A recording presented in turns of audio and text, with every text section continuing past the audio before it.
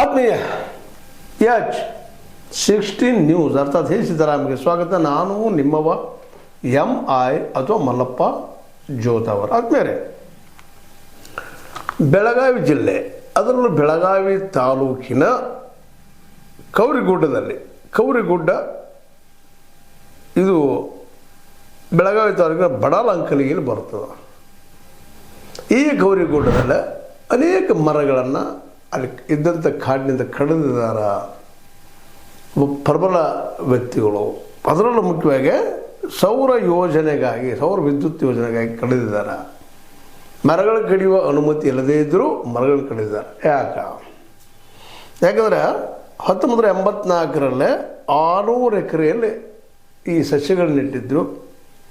ಹೆಚ್ಚು ಕಡಿಮೆಯಲ್ಲಿ ಶ್ರೀಗಂಧದ ಮರಗಳು, ಬೇರೆ ಬೇರೆ ಮರಗಳಲ್ಲಿ ಇದ್ದಂಥದ್ದು 40 ವರ್ಷಗಳಷ್ಟು ಹಳೆಯದಾದ ಮರಗಳನ್ನು ಇವರು ಕಡಿದಿದ್ದಾರೆ.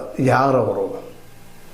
ವಿಶೇಷವಾಗಿ ಈ ಭಾಗದ ನಮ್ಮ ಲಕ್ಷ್ಮೀ ಹೆಬ್ಬಾಳ್ಕರ್ ಬಾಯಿಯವರು ಈ ಬೆರಳುಗಳು ಹಾಕ್ತಾಯಿದ್ದಾರೆ, ಬೆರಳು ಇಡ್ತಾ ಇದ್ದಾರೆ. ಇವರೆಲ್ಲ ಅಲ್ಲಿ ಹೋರಾಟಗಾರರು, ರೈತ ಸಂಘದವರು, ಹಸಿರು ಸೇನೆಯವರು.